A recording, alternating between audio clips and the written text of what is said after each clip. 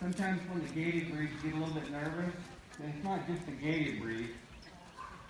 A lot of times I'll ride in Germany in the Grand Prix barns, they'll have treadmills in their barn. And I'll say, what are the treadmills for? That's for our Grand Prix horse that paces at the collected walk. So any horse can pick up a pace, and it's usually a nervous, kind of a man-made, woman-made, human-made kind of gait. It's not their normal gait, obviously, unless they're a pacer that's racing up at Yonkers.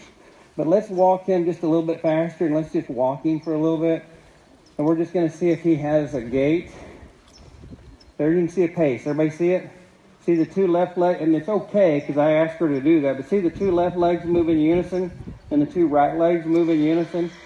We're going to help her with that. And but that is something that you'll see in a few breeds. See the two left legs move as a pair, the two right legs move as a pair. That's real common in the Rockies, real common in a lot of the gated breeds. And what we're going to do is give everybody some skills that'll help their horse kind of get supple in the rib cage, and will help him find his true Rocky gait. Most of these Rocky horses, I think they all go back to a horse named Tobe, T-O-B-E. Yeah, they do. And the chestnut gene is real predominant. Tobe was a chestnut. But most of our gated breeds, North American gated breeds anyway, go back to horses that are in eastern Kentucky, eastern Tennessee. There's the pace again, see it? It's not a bad thing. It's just something that's not a real balanced movement for that horse, and we want to pick that out. Okay, so while everybody's walking, I'm going to walk along here with you, and you guys just watch me for a little bit. While we're all walking along, best motion is lotion. Best thing you do is keep your horses moving. We'll call that the outside of the arena, this the inside of the arena. So while we're walking along, you can just pick up a little bit of a contact on your horse, and just kind of lay your left leg right there in the middle of the rib cage, and just see if you can't get your horses to step over to the outside a little bit. Just move off your outside leg. Let's start. I'm just going to ride up next to each horse that I want to do. So I'm going to start right here with this horse to my right. Major Max willing to start with any horse. She's going to pick up a little bit of contact on this horse. Your right leg's going to come off. Your left leg's going to... And we see this horse taking the left hind leg and pushing it under a little bit. A little bit more. We'll move your horse over to the right, left leg on. There, we see the left hind leg stepping in. Now the horse is actually falling into the left. So what we want to do is take the right rein off, right leg off, put your left calf on, so that horse quietly moves his balance over to the right. So the inside leg is pushing the horse to the outside of the arena. Okay, we'll get Roxanne over here by the out gate. She's going to pick up a little bit of contact. Now she's a little sticky right there with the palomino. Now first she gets her horse forward, then she's going to take her outside aids off. And now you can see that left hind leg stepping under the center balance.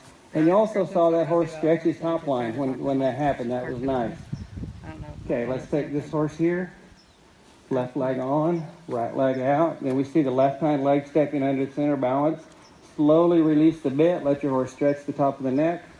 Wonderful. That's a good carriage for that horse. So as you guys come by me and Major Mac, I'm just going to have you can come a little bit more forward. I'm just going to have you open your right rein about 2 inches off, right leg about 2 inches off, lay your left leg on. Your left hind leg is now stepping a little bit under the center balance. That might be too much, and then just breathe in, breathe out. Good. We'll come down this line a little bit more to the inside. Oh, here, I know. That's good. That's good. And then you can let the gray horse go. Okay, Jaden, we'll pick up your reins a little bit. Just put your left leg on. Maybe look over that right ear. Take your right leg off. And just try to push his left hind leg up underneath him. A little bit more leg. Oh, she's trying through that arm. And then the gray horse, pick up a little bit of contact. There's the left hind leg. That's really pretty right there. Okay, the chestnut. The hands, real quiet with the hands. Shoot. Good, that looks fine. Slowly release the hands. We'll pick up the palomino real quietly. You might have a little. Good, there's the left hind leg stepping under. Okay, the little bay in here. Right rein off. That looks quite nice right there. So that was good. I like how she did that in rhythm. And rhythm is the key for me. So we're walking forward, forward, forward. Pick up a little bit of contact, a little bit of left leg, and we feel the horse moving over to the right. Then the gray. Excellent. Now I usually start this walking forward. Now the bay. Excellent. And then you can let your horse's top line stretch. Now the Rocky. A little bit of left rein here, a little bit more left rein, left leg there. Good. That's fine. Now you felt that horse stretch over the top line. Then the Palomino. Good. Excellent. And obviously, if you're already on the hay bales, there's nowhere they can go. So usually what I'll do is I'll try to ride in a position to where I'm kind of off of whatever the big psychological push is. Okay, the dark bay. Good. That looks better this time. Gracie. We're just waiting. Now, this little horse doesn't quite get it to start with. We just wait. Now it's starting to come through, so then she gets real quiet. And now we're back to where we started. You feel how that's important? And what it's key is, it's key on a number of levels, because what we're doing, let's all turn to the inside and then go the other way. Just kind of find you some safe room. The reason that's so important to me is, number one, we're not saying stand still, stand still, stand still. We're saying you have freedom to go, you have freedom to move. That's just the way these horses are. They're designed to move. And so I don't want to come in here, and Major Mac, he's kind of interested now in standing still and watching everybody. But you won't see me drill him and just make him stand still for a long time. Now, we've had a right hand bend on your little chestnut mare for quite some time. Do you think you could bend your nose the other way? There. And then as soon as you feel her relax a little bit, just push your hands forward a little bit. And if she gets too fast, just take a deep breath in, deep breath out. Just let all your air come down through your heels and see if you can just kind of pick up a nice rhythm for her. Make sure your legs are off. And we'll just walk this way. So the first thing I like to do when I come into anywhere, and I don't spend near as much time in the show ring nowadays as I used to. I spend a lot more time kind of helping people with their horses, whether it's thoroughbreds or Arabians or warm bloods. Maybe they're not running right at the races. Maybe the jumpers aren't jumping right, and whatever. So I'm not kind of in the show ring probably as much as the Deckers are. So I appreciate them. Brett and Marjorie, they did a fantastic job this morning. I really appreciate that, and I could really see that their influence is what allows them to have that success. I appreciate that. We're just going to allow these horses to walk and be free, walk and be free, walk and be free, walk and be free.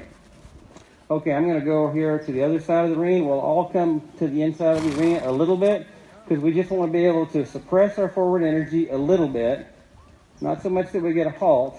And we want to lay our inside leg, that's going to be the leg closest to me, on the middle of the rib cage. And we want our horse to take that leg, inside hind leg, and put it underneath their center of balance. So right leg, Gracie, a little bit of tip of the nose towards me. We'll just wait and we'll make sure that left leg's completely off. And you might even tip your nose towards me a little bit. That just kind of helps that balance there. Waiting, a little bit of voice aids. Waiting, left leg completely off. Now, right here, shift your weight back over to the right. Shift your weight there. Now forward. So we'll want to make sure on some of these horses that our weight is weight neutral most of the time.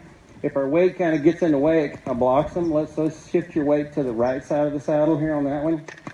Let's bring the Palomino by and hook up the source. Just let that fall each a little bit.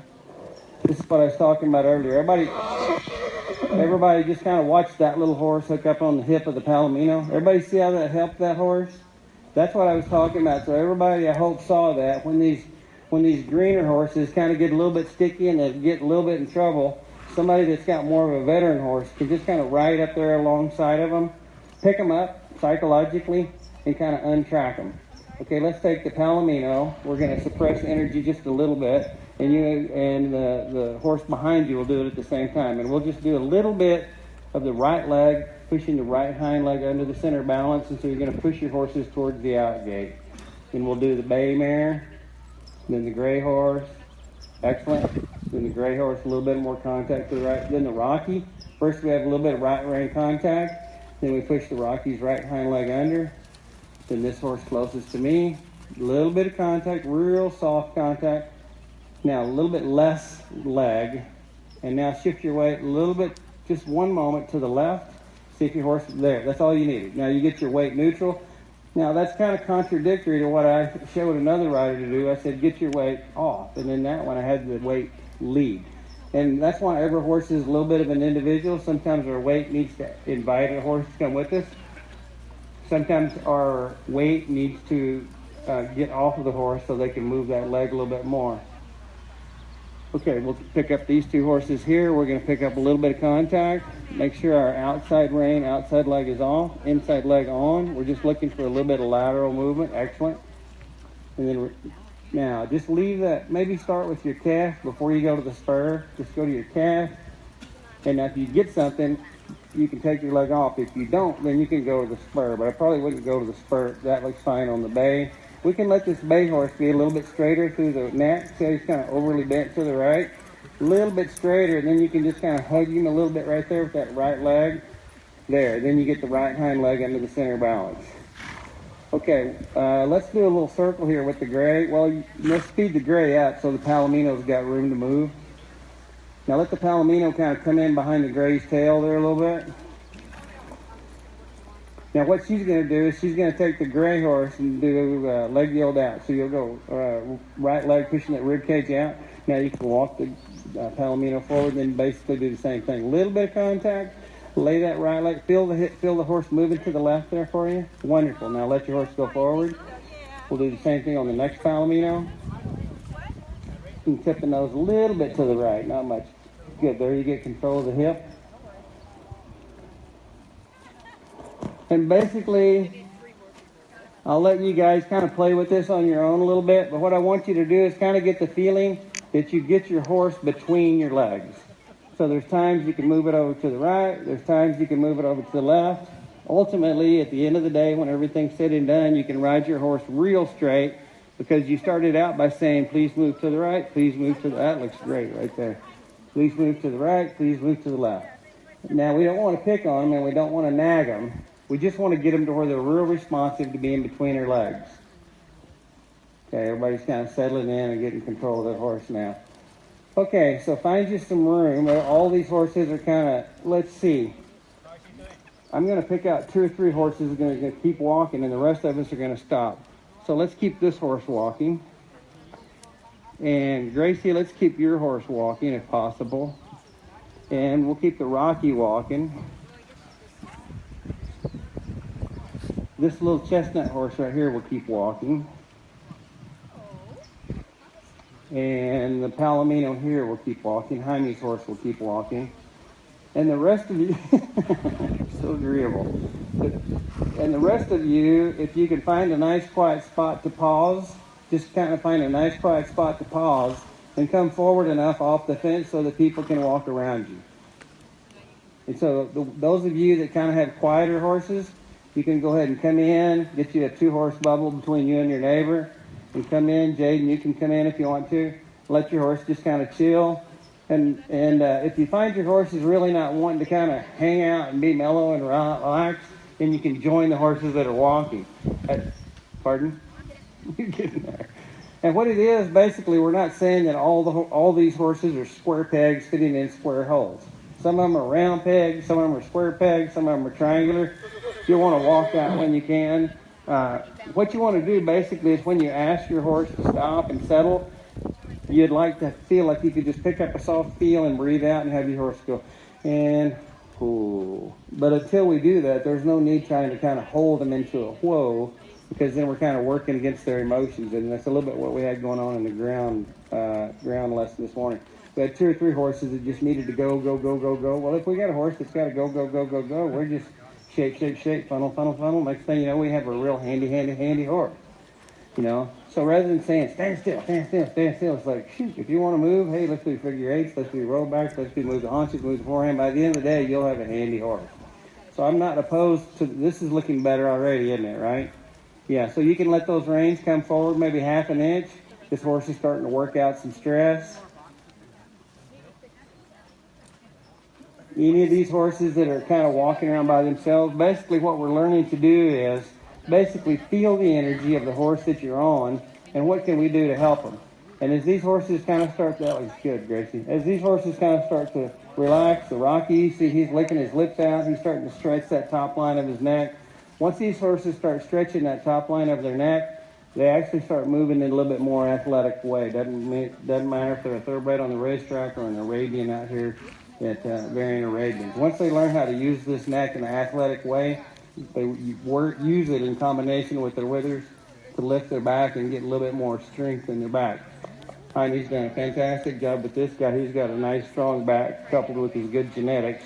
So he can do some real collective stuff, and part of it's good genetics and part of it's good training. And I think this bay mare right here is ready to come in. You can just tip your nose to the right. Now take a deep breath in, deep breath out, and just, oh, here. That's not yours. We're going to put you in the penalty box. Now you can let these reins, I think, out a little bit more. Now if this starts jigging, maybe just let one rein out. Then take a deep breath in, deep breath out, let your legs hang down. So what I'm going to do is I'm going to pick right up on where Margie kind of ended this morning, and we're going to apply it to our horses from the saddle. Now this horse is starting to look a lot better, but see how this kind of allows all of us to kind of ride our horse on good days, bad days, and just kind of see where they're at and kind of match them. And there's really no right or wrong. When I first get on my horse, I just want to work with them, meet them wherever they're at. These two horses are probably a little bit close right here. Can you see the expression on the Palomino?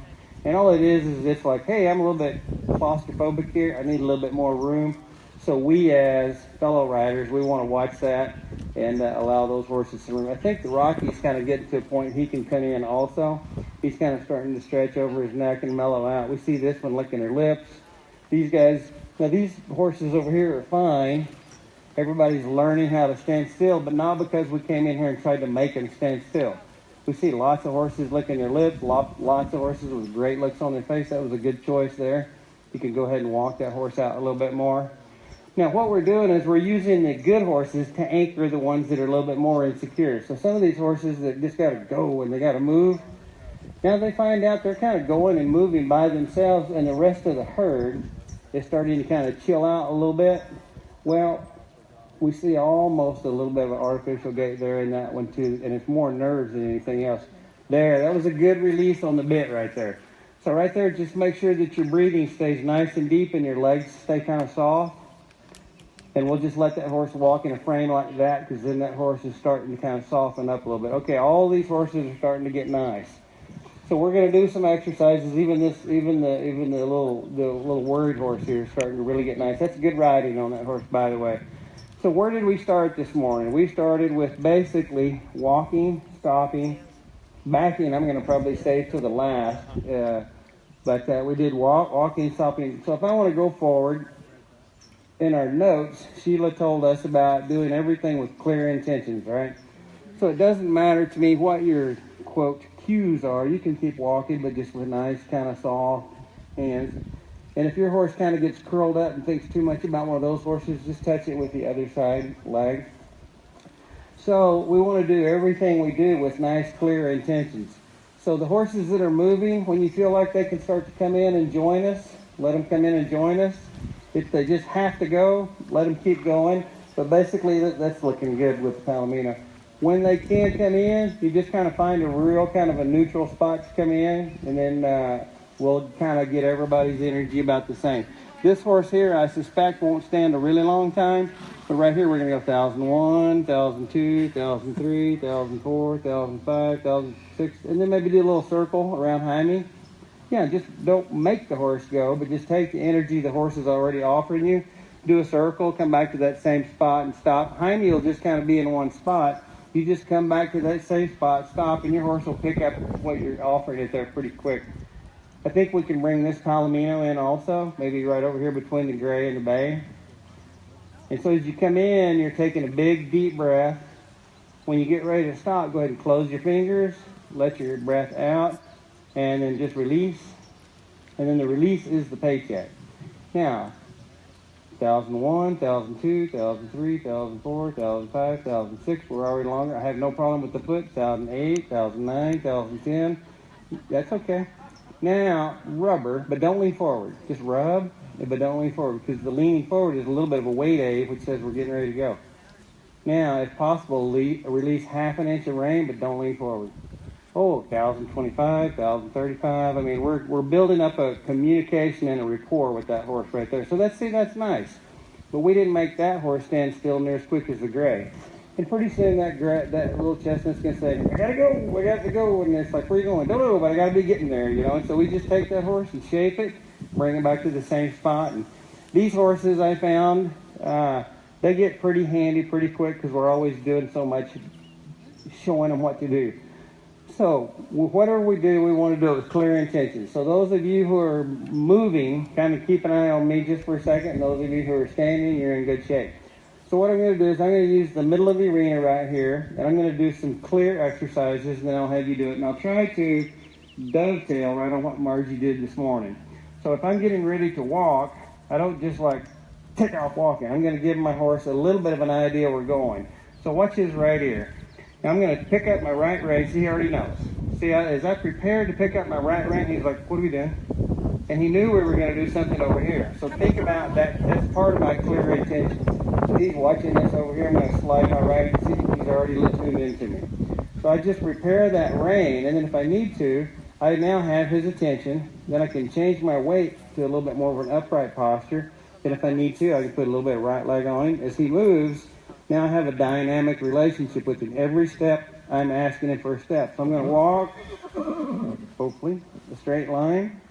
And now I'm going to take a deep breath in, deep breath out, let my posture change to a soft posture. And if necessary, use my bridle. But if it's not necessary, I don't use my bridle. Yes, ma'am. Okay. Well, here's the question. You guys probably didn't hear it. The question was, when I'm walking, my legs are quiet. Yes, because my whole body is quiet, because that's ultimately my paycheck if my horse is doing the right thing. But if me and Brett and Margie and Angela decide to go for a walk this evening, if my legs are too quiet, I don't get to go. So yes, I use my legs for a walk, but no more than I do to walk myself. Because if my legs are dead quiet, then it implies that I pushed a button, and now I have a machine, and the machine goes to like push another button. So what I like to do is have just enough life in my body that my horse knows that I want another one, another. So I'm not pedaling them, because then I'm like, come on, come on, come on.